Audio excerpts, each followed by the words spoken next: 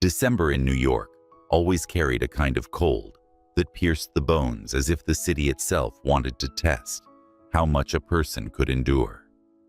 On 7th Avenue, rain mingled with snow beneath the streetlights, painting the asphalt in blurred streaks of gold and gray. In the restless crowd, Maya Johnson pulled her thin coat tighter, her worn shoes soaking through with every step. She had just finished a 12-hour shift at the emergency ward, her body aching, her wallet holding less than $20. Earlier that morning, her landlord's voice had sliced through her exhaustion. "If you can't pay the remaining rent by Sunday, I'll have to change the locks." "I'm sorry." Maya, business is business. The words echoed like a sentence. That small Bronx apartment wasn't just a place to live.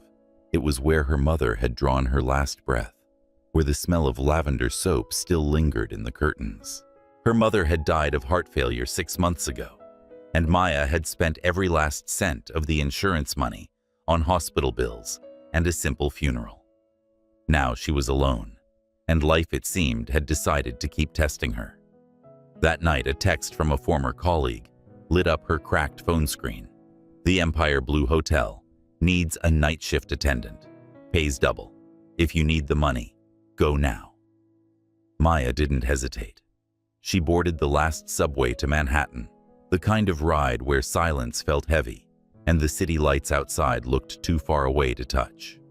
The Empire Blue Hotel towered above the city like a shard of glass, elegant, cold, untouchable.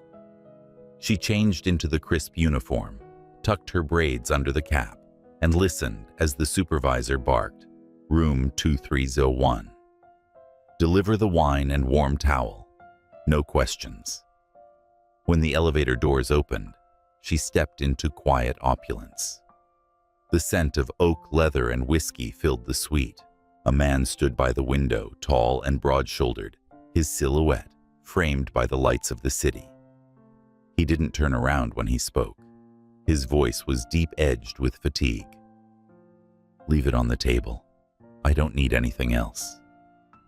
She set the tray down, but something on the table caught her eye, a framed photograph of a woman in a white wedding dress laughing beside that same man. There was joy in the picture, but something in his eyes felt unbearably sad. Without thinking, Maya whispered, "She looked happy." The man turned. Blue-gray eyes met hers, sharp, cold, but tired, in a way that felt too human. "She was," he said quietly, "until I chose work over her." For a brief moment, neither spoke. The hum of the city below filled the silence. Maya nodded slightly. "I'm sorry." He poured another glass of whiskey, then held it out to her. "Do you ever wish you could forget everything?" She shook her head. "No, forgetting is a luxury. I can't afford that. I still have to survive." That answer, so simple, so raw, made him pause. He watched her as if she had said something no one else ever dared to. They sat across from each other in the dim light, two strangers sharing the same quiet loneliness. No flirtation, no promises, just silence, rain, and a brief moment where their broken pieces almost aligned. Hours passed. The rain stopped, and somewhere between exhaustion and comfort, lines blurred, and hearts let their guards down. When dawn slipped through the curtains, Maya woke with a start. The man was still asleep beside her, peaceful, the early sunlight tracing soft gold along his jaw. She rose quickly, buttoned her uniform, and reached for her bag. Something small fell to the carpet, her silver locket, the only keepsake her mother had left her. She didn't notice. On the nightstand lay a check for $10,000, his silent attempt to turn the night into a transaction. Maya froze. Her throat tightened. Then, with trembling hands, she tore the check in half. "I'm not for sale," she murmured to no one. She left before he woke the elevator, swallowing her reflection in the mirrors. Outside, the city had begun to stir. Taxis, honking coffee carts, steaming the air crisp with morning. Maya stepped into the rain again, disappearing into the crowd, her shoulders squared, though her eyes glistened. Back in room 2301, Ethan Whitmore, billionaire CEO of Whitmore Energy, stood by the same window, the city stretching endlessly below. In his hand was the silver locket she had left behind, a delicate heart-shaped pendant, warm from her touch. He turned it over once, twice. For the first time in years, something stirred in his chest. "Who are you?" he whispered into the quiet room. Across town, on a cracked subway bench, Maya pressed a hand to her stomach as a faint dizziness swept over her. She thought it was hunger, or maybe exhaustion. But destiny, as quiet as the falling snow, had already begun to weave its threads. Some encounters are not meant to make us happy right away. They exist to remind us that miracles often begin in the most impossible nights. Morning light filtered through the glass walls of Whitmore Tower, a skyscraper of cold steel and perfection, piercing the New York skyline. At precisely 7:30 a.m., Ethan Whitmore walked into his office, his reflection following him across the polished marble floor, immaculate, untouchable, and lonely. To the world, he was the image of control, a 35-year-old tech visionary whose innovations in renewable energy had reshaped the American market. To his employees, he was the man who spoke little and forgave even less. But to himself, he had become nothing more than the sound of an expensive watch ticking in an empty penthouse. He worked, he built, he acquired, yet at night, when the city glittered beneath his window, he felt an ache he couldn't name. The woman from that night haunted him. Not her body, not her scent, but her words. "Forgetting is a luxury. I still have to survive." That sentence had lodged somewhere beneath his ribs, where even money couldn't reach. For weeks he told himself she didn't matter, that it was guilt or curiosity. But every morning, he found himself glancing at the silver locket lying on his desk, the only thing he hadn't been able to throw away. He'd opened it once, hoping to find a photo or a name.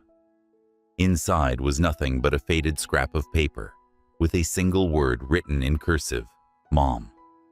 He tried tracing her down discreetly, the hotel records, the staff rosters, even the city's surveillance logs. But she had vanished, as if the night itself had swallowed her whole. And so, life went on, or pretended to. Ethan sat through board meetings that blurred into one another, voices droning about profits and mergers. Across the table, his assistant whispered, "Sir, the foundation is still waiting for your approval on next quarter's grants. They're recommending an increase in medical funding this year." He nodded absently. "Double it. Double it, sir." "Yes," he said, eyes still on the locket. "Health programs, community clinics, whatever they need." It was unlike him. Generosity was rarely impulsive, but something about it felt right. That evening, the Whitmore penthouse felt like a mausoleum with better furniture. The city below throbbed with life, but inside, silence pressed against the glass. Ethan poured himself a drink, stared at his reflection, and saw only a man who had everything and no one to share it with. He had spent years learning to love nothing. Nothing couldn't leave you. Nothing couldn't disappoint you. He remembered the warmth of her voice, the way her hands trembled, but her eyes never flinched. She hadn't begged. She hadn't stayed. She had simply walked away. And that somehow had undone him. A few weeks later, his grandmother, Helen Whitmore, the last soft presence in his hard life, called from her estate in Atlanta, Georgia. Her voice was frail, but warm, carrying the grace of another era. "Ethan, darling, I don't ask for much, but the staff here, they're all strangers. I could use someone who still remembers what kindness feels like." He smiled faintly. "You'll have the best caregivers money can buy." No, she replied gently. I don't want the best. I want someone who cares. He sighed, but agreed. Within days, his foundation's healthcare branch began funding local programs in Atlanta, nursing scholarships, community homes, hospice care for the elderly. It was part duty, part penance, and yet something about it tugged at him, as though he were paying a debt to someone he couldn't forget. Meanwhile, in a modest neighborhood on the city's edge, Maya Johnson tied her hair back and stepped into the sunlight outside the Haven home, a small nonprofit hospice newly reopened after years of neglect. The faded sign above the door now read, "Restoration funded by Whitmore Foundation." She didn't know who Whitmore was. She only knew that after months of temp jobs and uncertainty, this clinic had given her stability again. Her hands still trembled sometimes, not from exhaustion, but from memory. She never spoke of that night, the hotel, or the man whose face she still saw when she closed her eyes. Maya had promised herself that she would never depend on anyone again. So she worked double shifts, endless care, pouring love into those the world had forgotten. It was her way of staying alive. Back in New York, Ethan's assistant brought in another stack of documents. Sir, here's the quarterly list of new partnerships your foundation approved. One, in particular, the Haven Home in Atlanta, is gaining attention for its community outreach. Would you like to visit? He looked up distracted. The Haven Home. Yes, sir. They specialize in palliative care. It reopened last month, thanks to your grant. He hesitated, fingers brushing the edge of the locket on his desk. A small pull, almost like gravity, drew his thoughts south. Send them additional support, he said quietly. And add a note. Tell them I might visit soon. That night, as the city dimmed, Ethan stood by the same window where months ago he had last seen her. The woman with the tired eyes and the voice that had dared to tell him the truth. He still didn't know her name.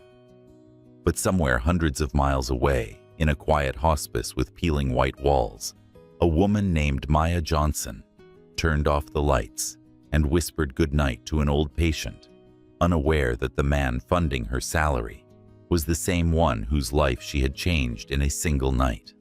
Through the open window, the wind carried the faintest echo, the kind that doesn't make sound but leaves a shiver in the heart.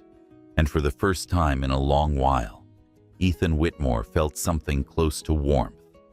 Not joy, not love, just a flicker like the heartbeat of something long forgotten finding its way back. He didn't know it yet, but destiny had already begun, its quiet work weaving two lost souls back into the same thread of light. The air in Atlanta carried a warmth that New York never did, thick with magnolia blossoms, and the faint hum of cicadas that seemed to stretch time itself. Nestled on the edge of the city, the Haven Home looked nothing like the steel and glass towers Ethan Whitmore was used to.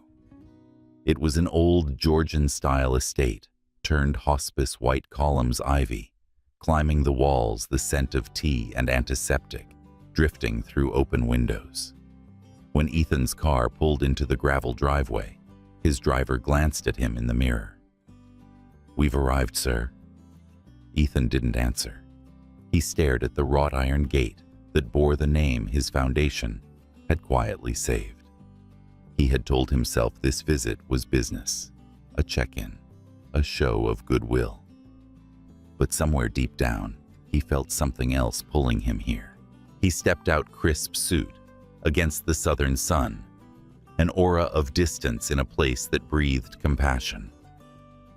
Inside, soft voices floated through the hallways.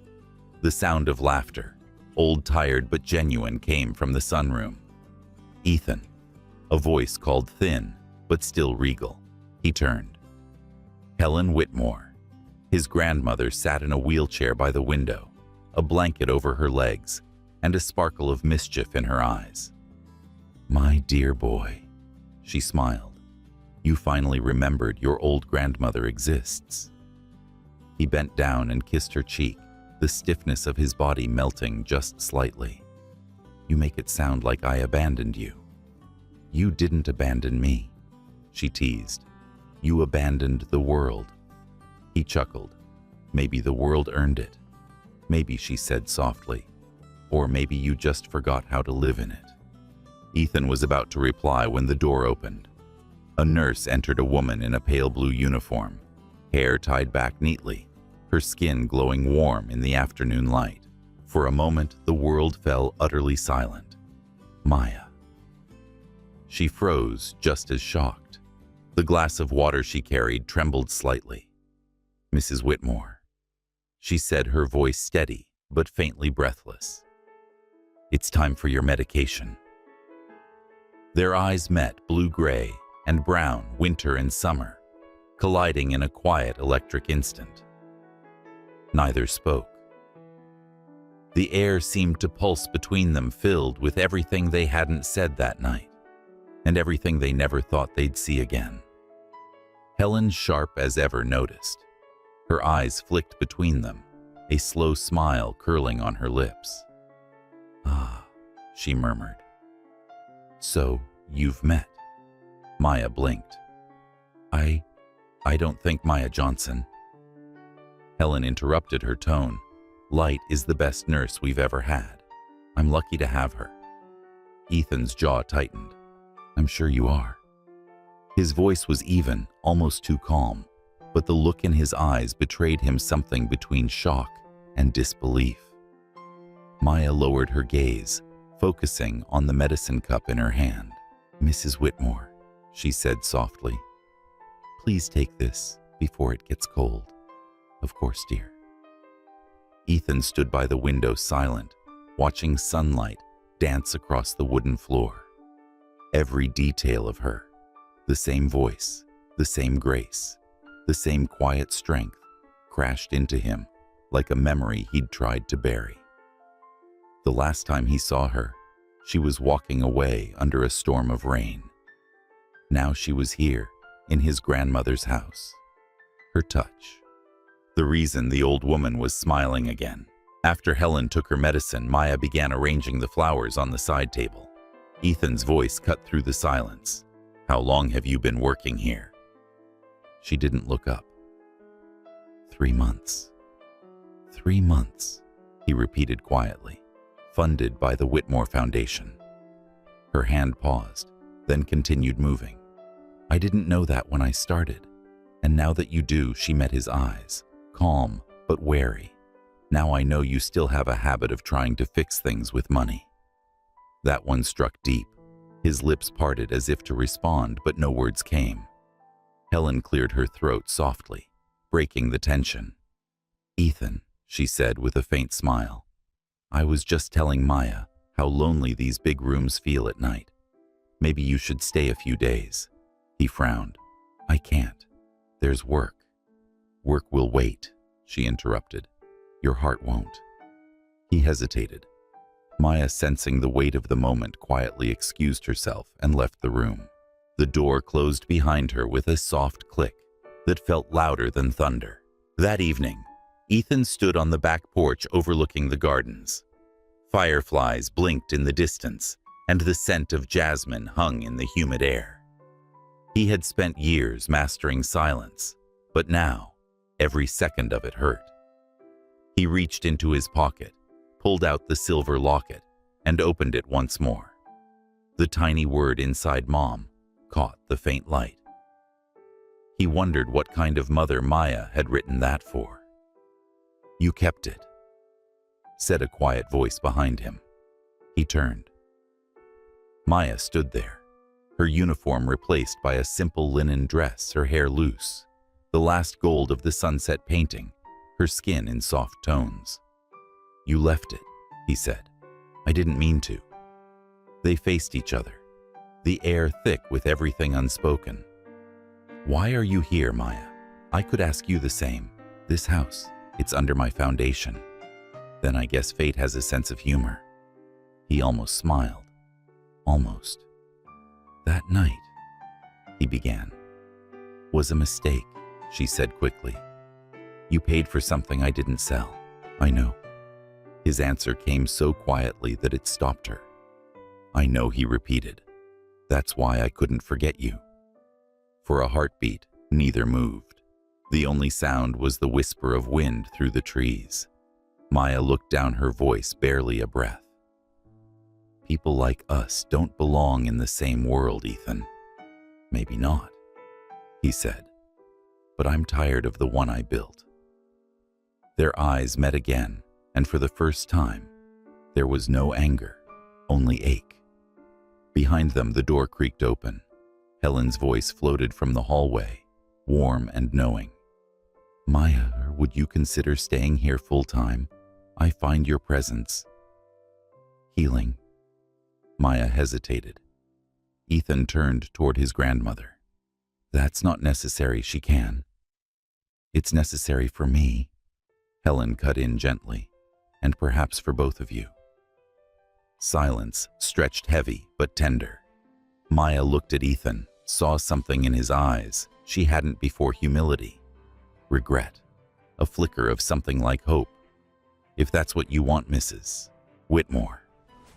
Maya said finally then, yes. Helen smiled, satisfied. Good. Then it settled. As the sun sank behind the garden, the three of them stood in that quiet golden hour, a grandmother who saw too much, a man trying to remember how to feel, and a woman who had spent her whole life learning how to heal others, but never herself. And though none of them said it aloud, each one knew that something had shifted, that the story which began in a cold New York hotel had just found its way back to warmth. Sometimes, fate doesn't knock. It just walks in wearing scrubs, holding medicine, and carrying the heart you thought you'd lost. The Whitmore estate was never meant to feel like a home. For decades, it had been a monument to power: marble floors, grand staircases, and silence thick enough to echo a single breath. But since Maya Johnson moved in, the air had changed. There was laughter in the kitchen again, the smell of cinnamon bread in the mornings, soft gospel humming drifting down the halls. Ethan Whitmore noticed it more than he admitted.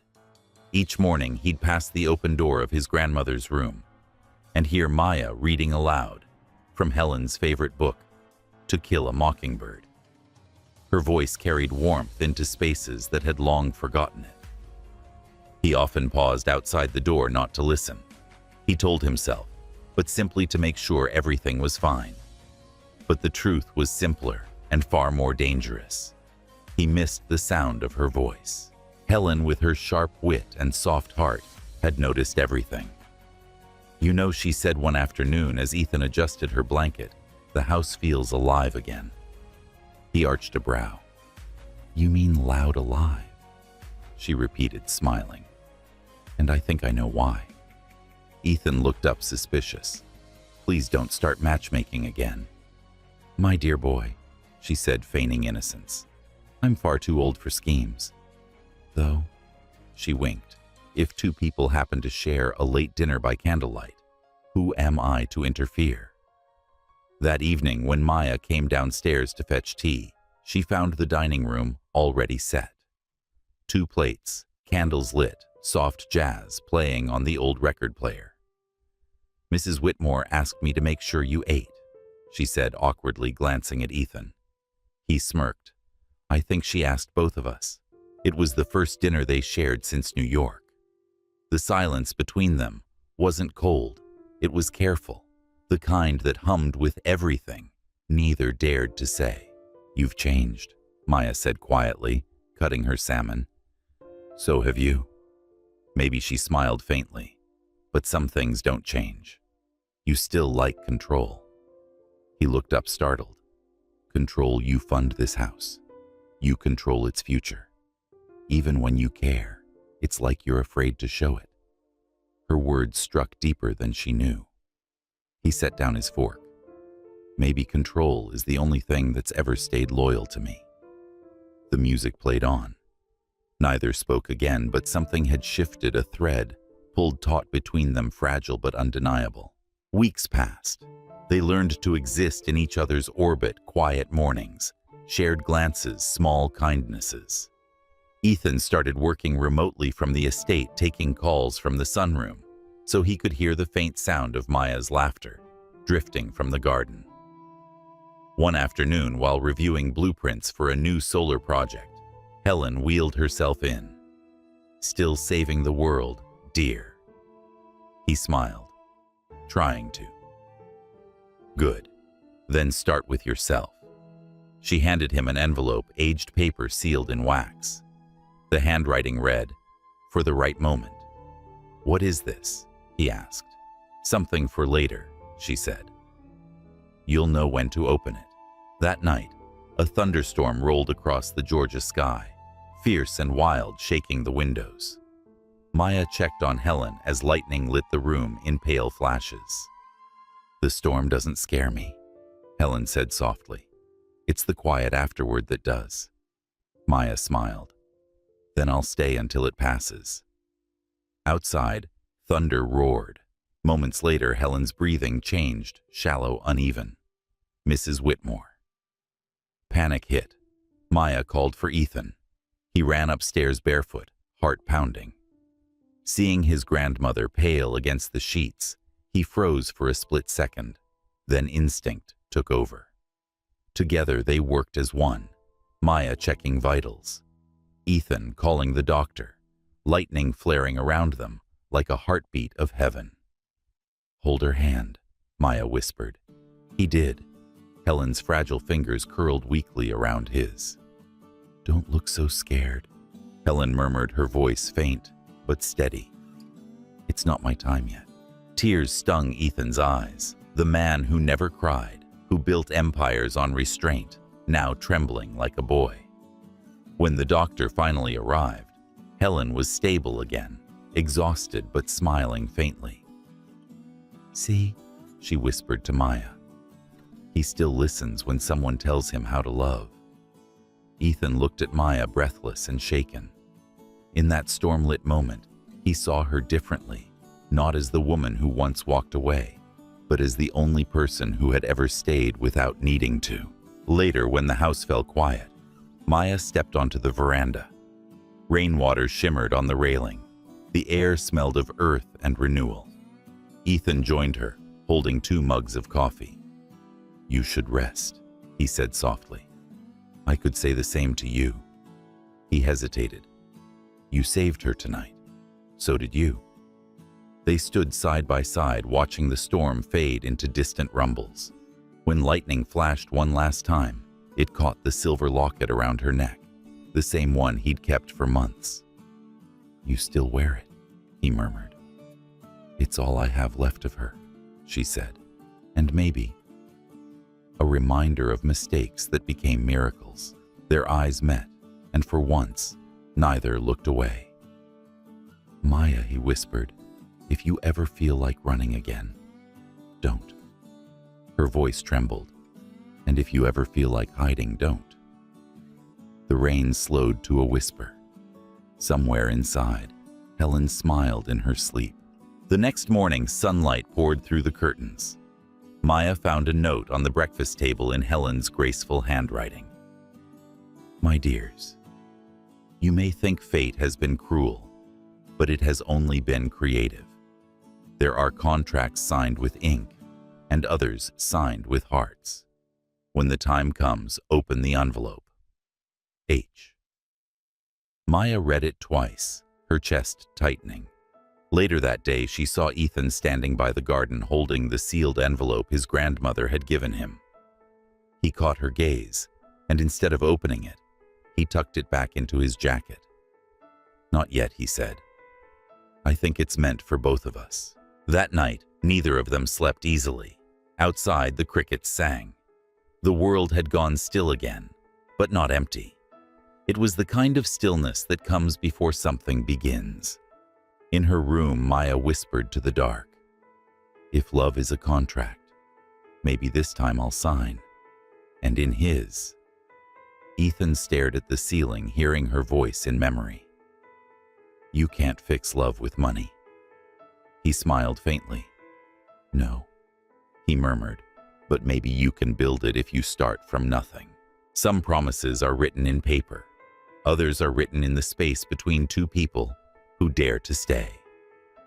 Autumn came softly to Georgia.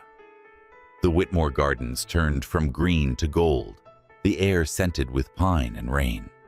Every afternoon, sunlight poured through the wide windows, like honey touching the worn edges of books, and the quiet rhythm of a house learning how to breathe again. Maya moved through the halls like part of that rhythm, gentle, steady, needed. She had been living at the estate for nearly 2 months now, long enough to memorize the way the floors creaked near the library door, or how Helen liked her tea strong with a hint of honey instead of sugar, and long enough to know that Ethan Whitmore, for all his cold perfection, wasn't made of marble after all. She saw it in small things, the way he carried his grandmother's shawl when the nights turned cool, how he stood in the doorway watching the rain lost in thoughts he never said aloud. Sometimes their eyes met across the room, and the silence between them felt alive. One evening, Helen was asleep early, the rain tapping softly on the windows. Maya was in the kitchen making tea when she heard footsteps behind her. Couldn't sleep either. Ethan asked, his voice low, almost shy. She turned. Rain keeps me awake. He leaned against the counter, sleeves rolled up, tie loosened. For once, he didn't look like a billionaire, just a man trying to find rest. Tea, she offered. Only if you promise not to psychoanalyze me while I drink it. She smiled faintly. No promises. They sat by the window, mugs steaming between them. Outside, lightning flashed over the trees. Inside, warmth flickered like a secret. You built an empire, she said softly, but you look like a man still searching for something. He stared into his cup. Maybe because I am. And what is it? He hesitated. Then, almost in a whisper, peace. The word hung there fragile. I thought success would buy it, he continued. Then I thought control would build it. But all I've done is make the world quieter, not kinder. Maya watched him, this man who had once seemed untouchable, now stripped of his armor. You're allowed to be human, Ethan. He looked up, meeting her gaze. And you? Are you allowed to be happy? Her smile faltered. Happiness and I. We don't speak the same language anymore. Maybe it's time you relearned it. Something inside her shifted like the air before a storm. They sat in silence as thunder rumbled in the distance. Then softly, Ethan reached across the table and took her hand. His fingers were warm, steady. She didn't pull away. That night in New York, he said quietly, I've thought about it every day since. You shouldn't. I can't help it. It wasn't the mistake I thought it was. You walked away, and somehow that made me want to be better. Maya swallowed hard. You're not supposed to say things like that. Why? Because it makes it harder to keep my distance. He smiled sadly, then stopped trying. Later that night, the storm grew louder, wind shaking the shutters. Maya stood by her window watching rain blur the garden lights. A knock sounded at her door. It was Ethan, soaked from running through the rain after checking the generator. His white shirt clung to his skin, his hair wet against his forehead. The power's out, he said simply. She handed him a towel. You didn't have to do that yourself. Habit, he said, fixing things. Their eyes met. For a moment, the world outside disappeared. You're freezing, she said, stepping closer. He laughed softly. I thought I stopped feeling the cold years ago. Then maybe you've just forgotten what warmth feels like. The words slipped out before she could stop them. He looked at her, really looked, and something unspoken broke open. The storm crashed around them, and he reached up, brushing a strand of hair from her face. She didn't move. His fingers lingered, trembling slightly. "Tell me to leave," he whispered. But she didn't. And when he kissed her, it wasn't desperate or wild. It was gentle. The kind of kiss that feels like a question, not an answer.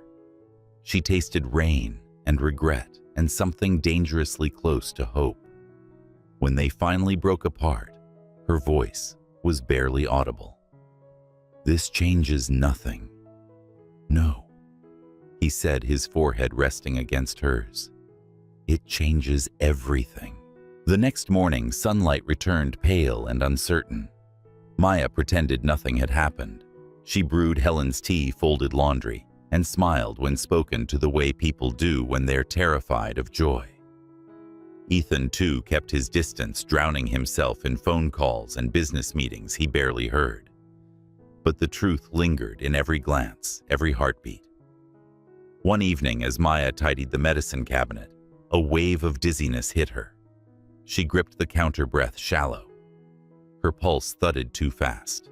She waited, counting slowly, 1, 2, 3, until it passed. She told herself it was just exhaustion. But when it happened again the next day, stronger this time, she knew it wasn't.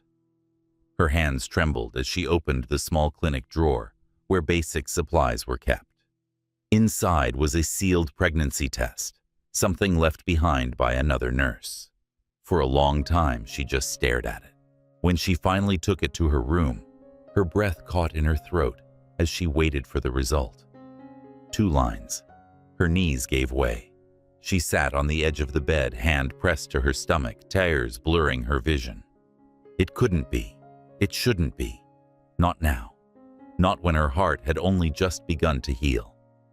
The storm outside had long since passed, but inside her, a new one was beginning.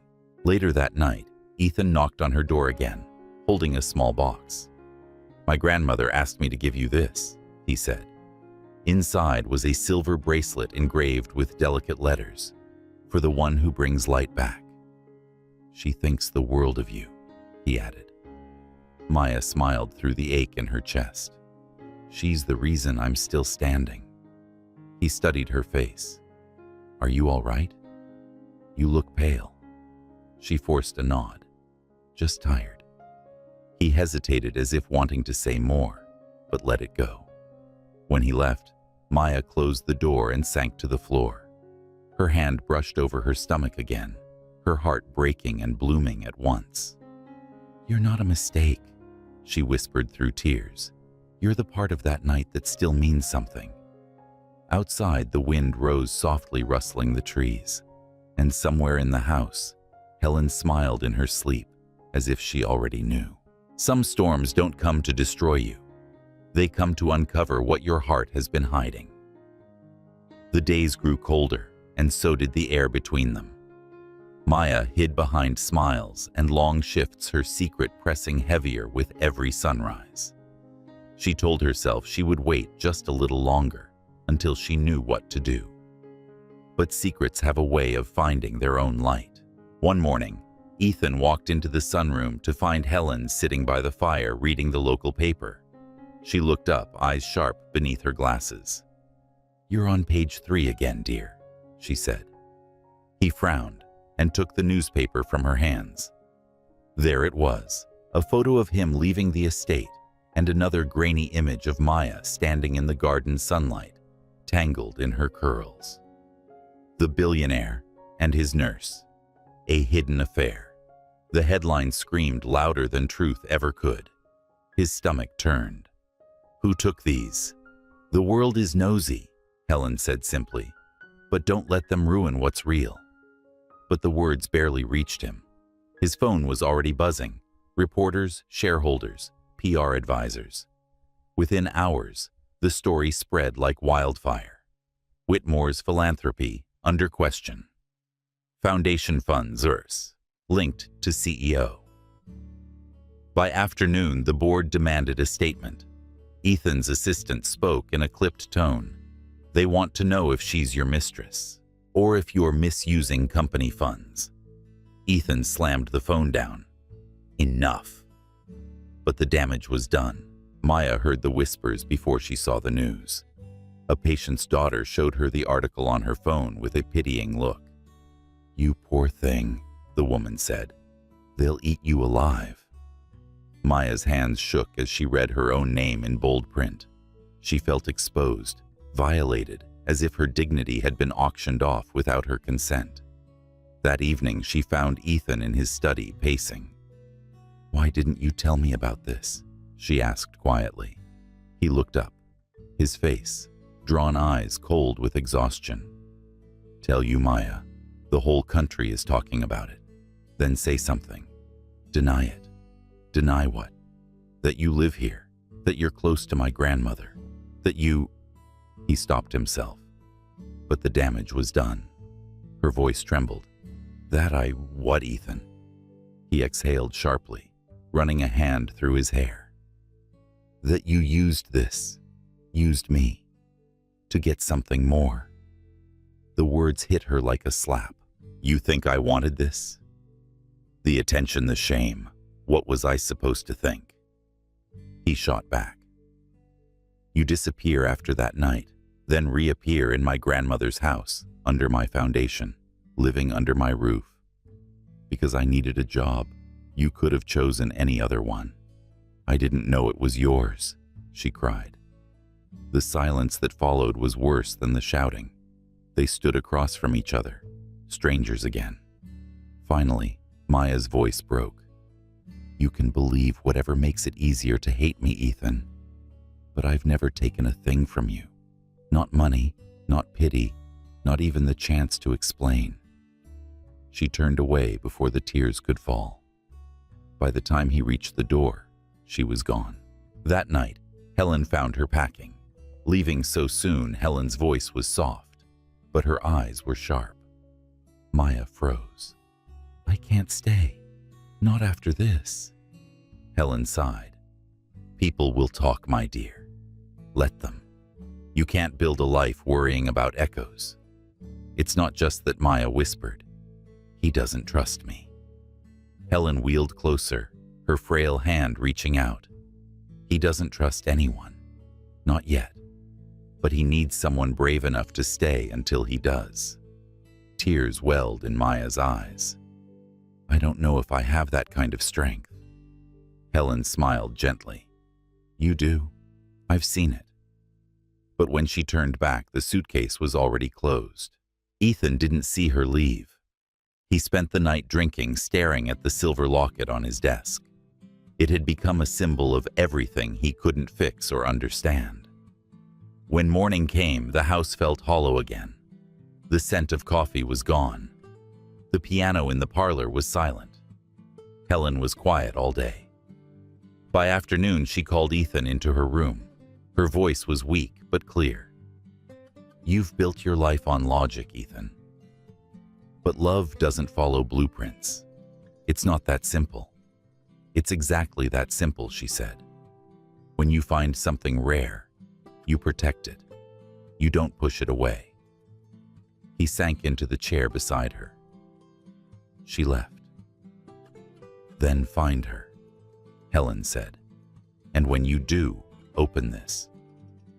She handed him the wax-sealed envelope, the one she'd called the contract of hearts. It was meant for both of you. Ethan stared at the envelope for a long time after she fell asleep. His hands trembled as he broke the seal. Inside was a letter written in his grandmother's elegant handwriting. "To my dearest Ethan and Maya, love is not an agreement of convenience.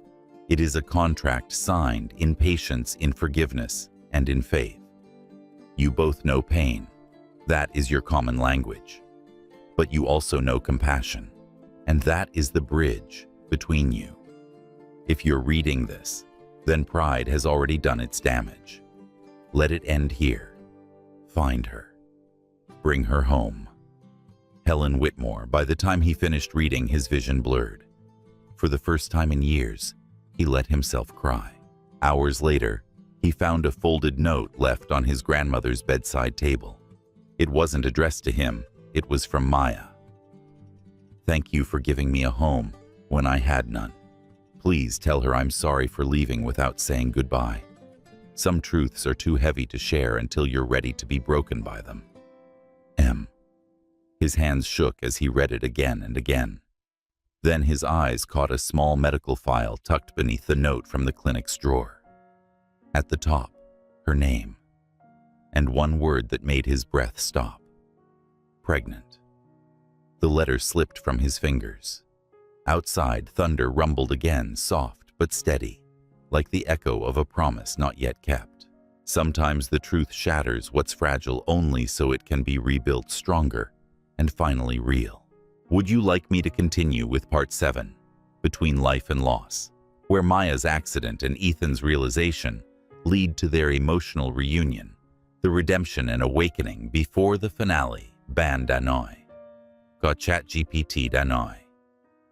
Perfect here is the full part 7, Between Life and Loss, 200 words. This is the emotional redemption and reunion chapter, where tragedy opens the door to truth and love, finally breaks through pride.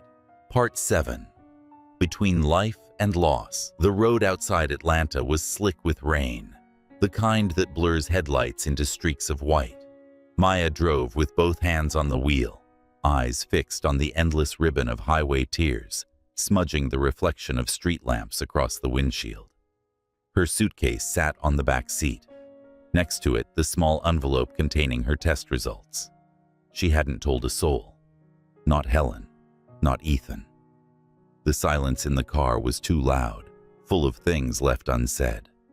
She whispered to herself, "You did the right thing. You left before he could break you again." But her heart didn't believe her. Back at the Whitmore estate, Ethan was a man undone. He had read the word pregnant 100 times and still couldn't make it mean anything real.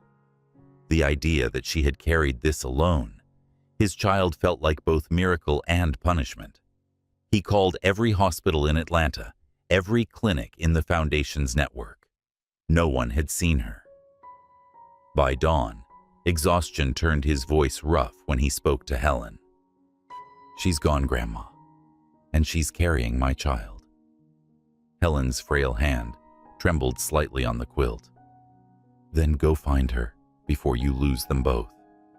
"She doesn't want me," he said bitterly. I pushed her away. "Then pull her back," she whispered. Not with pride, with love.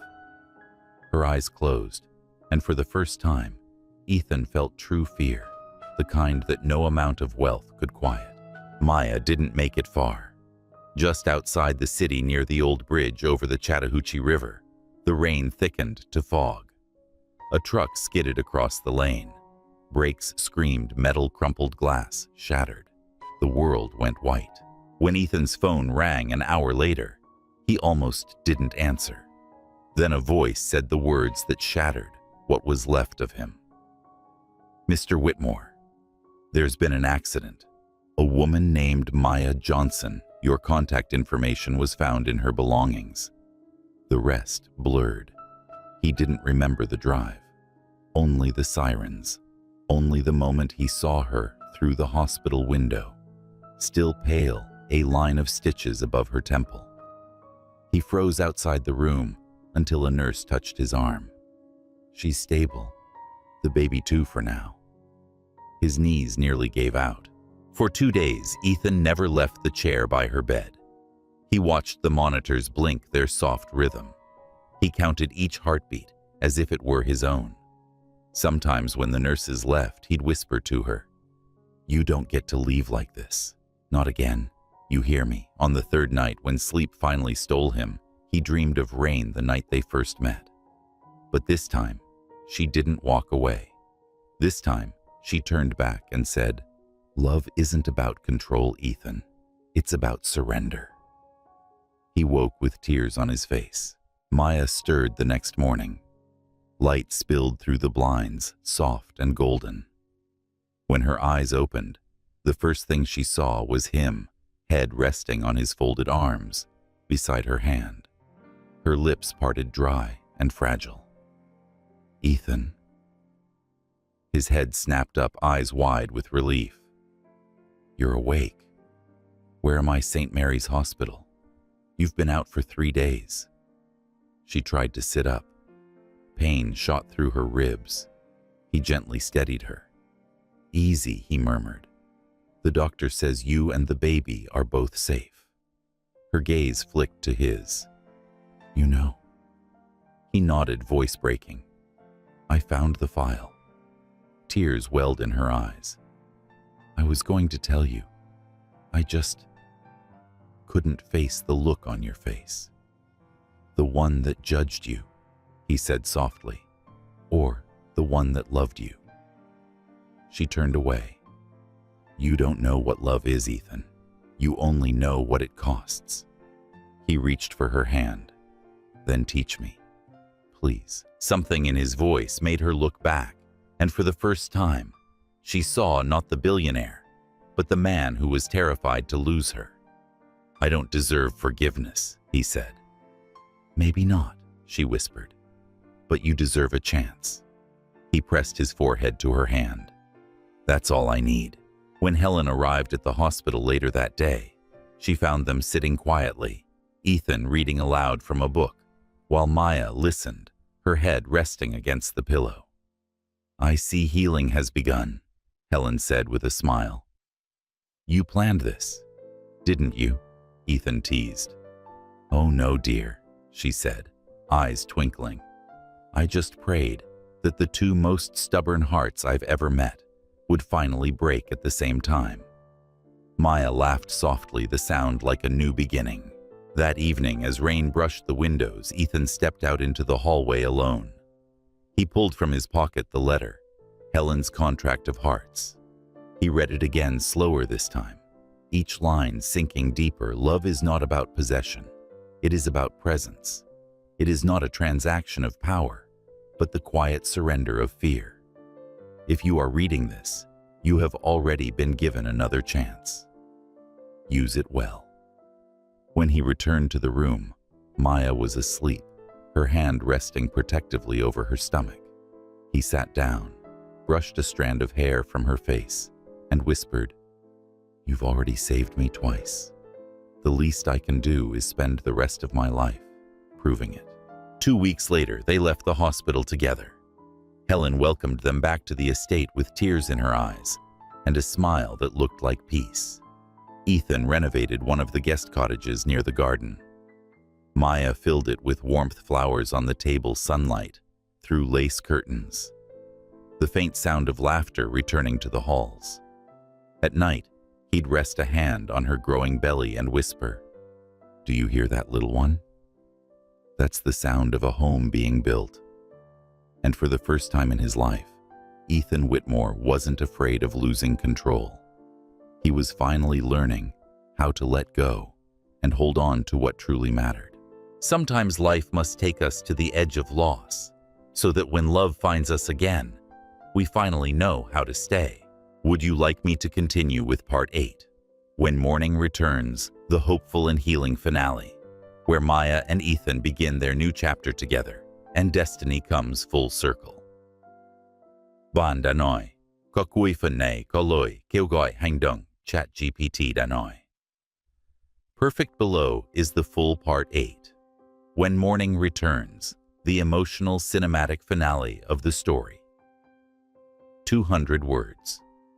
It delivers closure, healing, and the warm sense of a second chance, fulfilled ending with a gentle call to action CTA that speaks to the audience's heart. Part 8. When Morning Returns, spring arrived in Atlanta like a quiet promise.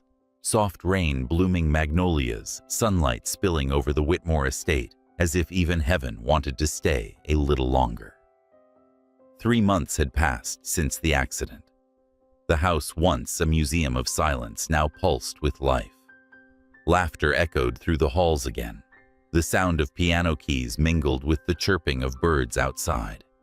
And in the garden under the shade of an oak tree, Maya Johnson sat, with a paintbrush in one hand, and her other resting gently on her round belly. Ethan watched her from the porch, a faint smile curving his lips. He'd seen many miracles in his lifetime, inventions that powered cities, ideas that changed industries, but nothing compared to the quiet miracle of this woman. "You're staring?" Maya teased without turning around. "I'm studying," he said, walking toward her. "Trying to figure out how you make everything look so alive. Maybe because I finally am," she said softly. He knelt beside her, touching her hand. "How's my favorite artist and our future masterpiece? We're both good." She smiled. "The doctor says we'll meet her in 6 weeks. Her?" His brows lifted. "Mm-hmm." Maya nodded. "I saw the ultrasound. She kicked the moment your name was mentioned." Ethan laughed, the kind of laugh that comes from a place newly rebuilt. "That sounds like trouble already. She's yours after all," Maya replied. Later that afternoon, they walked to the main house. Helen was waiting in the sunroom, a shawl around her shoulders, her eyes bright as morning light. Time had thinned her frame, but not her spirit. "You're glowing, child," she said, as Maya knelt beside her chair. "It's the sunlight," Maya joked. "No," Helen whispered. "It's love." Ethan kissed his grandmother's forehead. "You were right about everything." "Of course I was," she chuckled. "That's why I'm old. I've had more time to be right." They laughed together, but there was a tenderness beneath it, the kind that comes when love has finally stopped running from itself. That evening, the Whitmore Foundation hosted its annual charity gala. But this year, instead of the Marble Ballroom in New York, Ethan held it right there in Atlanta, under the open sky, surrounded by lanterns and the scent of spring. Guests from across the country came, philanthropists, artists, doctors, people whose lives had been touched by the foundation. At the center of it all, a new banner fluttered in the gentle wind, the Second Chance Foundation. Founded by Maya Johnson and Ethan Whitmore. Maya took the stage, her hands slightly trembling, but her voice steady. "A year ago, she began, I was a nurse, trying to survive another day. I didn't believe in miracles. I believed in making it through. But then, life reminded me that miracles aren't grand. Sometimes they're just small acts of kindness that ripple farther than we can see." She paused, looking toward Ethan, whose eyes glistened in the light. "This foundation isn't about money. It's about people who fall and find the courage to stand again. Because love, in every form, deserves a second chance." Applause filled the night, soft at first, then swelling like a tide. Ethan joined her on stage, taking her hand. "She's right," he said, his voice thick with emotion. "For years I built walls so high I forgot what sunlight felt like. And then someone walked through the rain into my life and tore them down without even trying. Maya, you didn't just save my grandmother. You saved me." Maya's eyes shimmered. "You saved yourself, Ethan. I just reminded you how." As the gala ended, fireworks lit up the southern sky gold, crimson silver bursts, reflecting in the lake beside the estate. Maya leaned into Ethan's chest, feeling his heartbeat steady and sure. "Do you ever think about that night in New York?" she asked softly. "Every day," he admitted. "But now I see it differently." "How so?" "It wasn't the night everything fell apart," he said, smiling faintly. "It was the night everything began." She looked up at him, eyes glimmering like the fireworks above. "You think fate had this planned all along?" "I don't know," he murmured, brushing his thumb along her cheek. "But I know this. If the world ended tonight, I'd still thank the storm that brought you to me." Weeks later, the morning came when their daughter was born. The air smelled of rain again, gentle, familiar. Maya held the tiny baby in her arms, tears slipping silently down her cheeks as Ethan watched awestruck. "She's perfect," he whispered. "She's ours," Maya said, smiling through the tears. Helen was there too, sitting near the window, her hands clasped in prayer. "What will you name her?" she asked. Maya looked at Ethan. He smiled. Grace, they said together. Because that's what she was, grace after pain, light after darkness, morning after a long, endless night. Months later, the Whitmore estate became more than a mansion. It became a home for them, for Grace, and for dozens of women. The foundation helped start anew. Maya often sat in the garden with other mothers, telling them softly, "You don't have to be unbroken to be loved. You just have to be brave enough to believe again." And every evening, as the sun dipped below the horizon, Ethan would join her holding their daughter, whispering, "We made it, Maya. We made it home." Love isn't about how you start. It's about having the courage to begin again. Because every heart deserves its second sunrise. If this story touched something in you, if you've ever lost faith or thought love had passed you by, remember this: it's never too late to begin again. Share this story with someone who needs hope. Tell them, morning always returns even after the darkest storm.